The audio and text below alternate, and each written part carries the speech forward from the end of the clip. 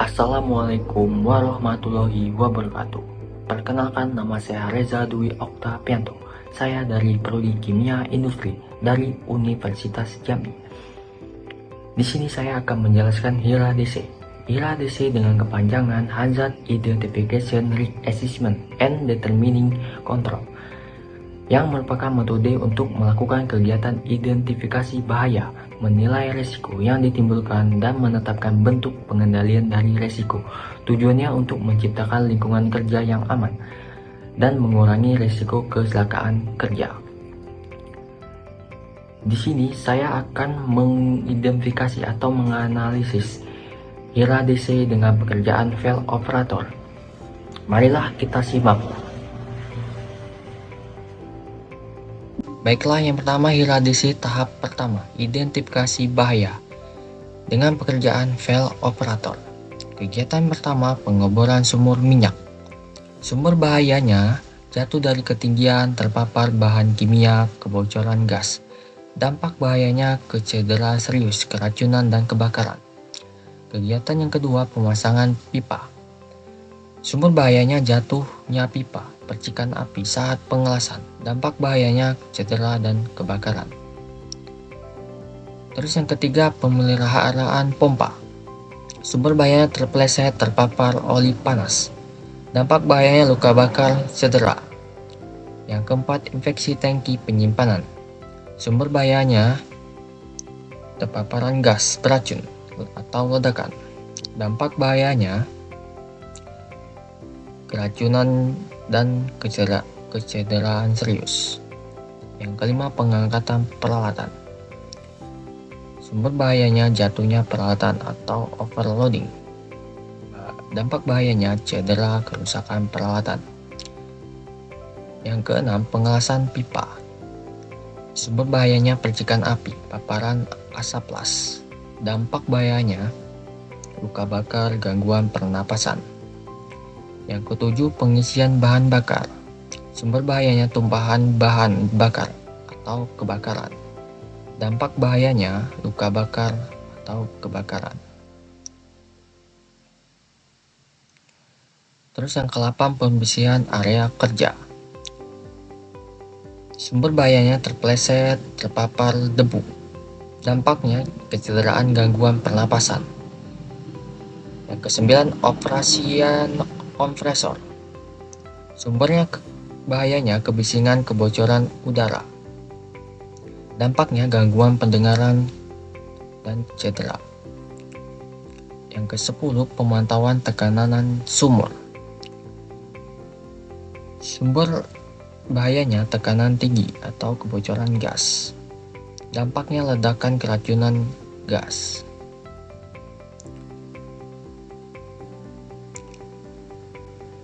Terus yang kedua, HIRA-DC tahap kedua, penilaian risiko dengan pekerjaan fail operator. Kegiatan yang pertama, pemeriksaan peralatan lapangan. Tingkat risikonya tinggi dikarenakan terpapar energi listrik atau kebocoran gas selama infeksi. Dengan risikonya 12. Pengendalian risiko saat ini, SOP pemeriksaan rutin, penggunaan APB. Tingkat risikonya rendah dan nilai risikonya 4. Yang kedua, pengangkatan material berat. Tingkat risikonya tinggi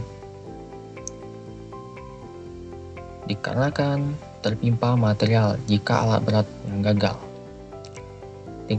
Nilai risikonya 20. Pengendalian risikonya, penggunaan kren, pelatihan operator. Sisa risikonya rendah atau sedang dengan nilai risikonya 6. Terus yang ketiga, pengeboran sumur minyak. Tingkat risikonya sangat tinggi dikarenakan semburan liar atau blowout akibat tekanan sumur tidak terkontrol. Dengan nilai risikonya 25. Pengendalian risikonya, pengawasan ketat, alat keselamatan modern. Tingkat risikonya rendah. Nilai risikonya 12. Yang keempat, pemasangan pemasangan pipa jika risikonya sedang dikarenakan atau tanah longsor, jadi mengganggu stabilitas pipa dengan risikonya 9. Pengendalian risiko penggunaan alat bantu infeksi rutin, sisa risikonya sedang, nilai risikonya 4. Terus yang kelima, pemeliharaan mesin produksi, tingkat risikonya tinggi.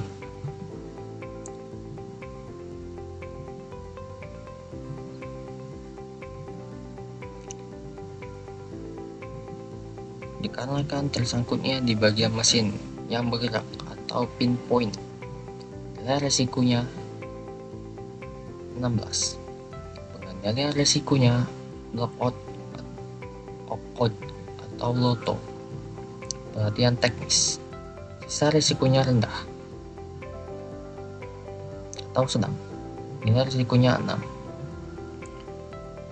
Yang keenam, pengelasan di area terbuka, tingkat risikonya sedang dikarenakan kebakaran dari percikan api, nilai risikonya 12. Pengendalian risikonya menggunakan APD atau ventilasi yang memadai, sisa risikonya rendah, nilai risikonya 4. Yang ketujuh, penggunaan bahan kimia yang berbahaya, tingkat risikonya tinggi dikarenakan keracunan atau luka bakar dari kontak langsung, nilai risikonya 20. Pengendalian risiko, pelatihan MSDS, penggunaan APD khusus, sisa risikonya sedang, nilai risikonya 6. Yang ke-8, pekerjaan di ketinggian, tingkat risikonya tinggi karena jatuh dari ketinggian akibat kurangnya valve protection, nilai risikonya 20. Pengendalian risikonya menggunakan harness atau pengawasan ketat, sisa risikonya sedang, nilai risikonya 6.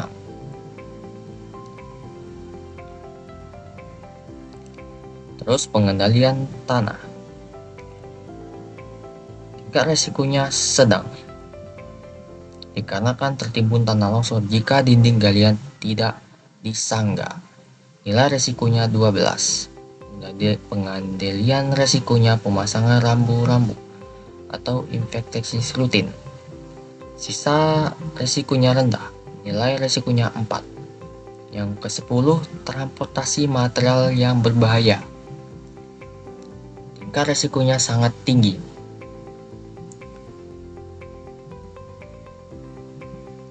dikarenakan tumpahan bahan kimia mencemari lingkungan, nilai risikonya 20. Pengendalian risiko penggunaan kendaraan khusus, pelatihan sopir, sisa risikonya sedang, nilai risikonya 6.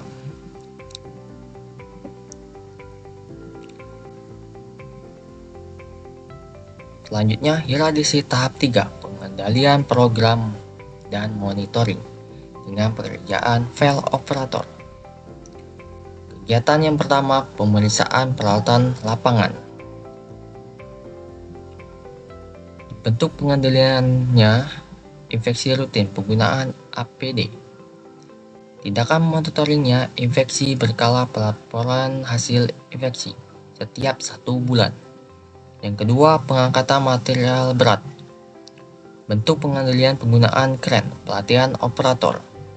Tindakan monitoringnya menggunakan kren, evaluasi pelatihan setiap 2 bulan. Yang ketiga, pengeboran sumur minyak. Bentuk pengendaliannya pengawasan ketat, alat keselamatan modern. Tindakan monitoringnya audit keselamatan atau pelaporan insiden setiap 1 bulan. Yang keempat, pemasangan pipa. Bentuk pengendalian penggunaan alat bantu infeksi rutin. Tindakan monitoringnya infeksi rutin, evaluasi alat bantu setiap 1 bulan. Yang kelima, pemeliharaan mesin produksi. Bentuk pengendaliannya lockout atau code. disebut juga LOTO, pelatihan teknis. Tindakan monitoring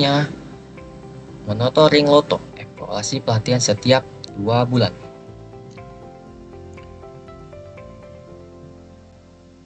Terus yang keenam, pengelasan di area terbuka. Tindakan pengendaliannya penggunaan APD, ventilasi yang memadai. Tindakan monitoringnya infeksi APPD, monitoring ventilasi setiap 1 bulan.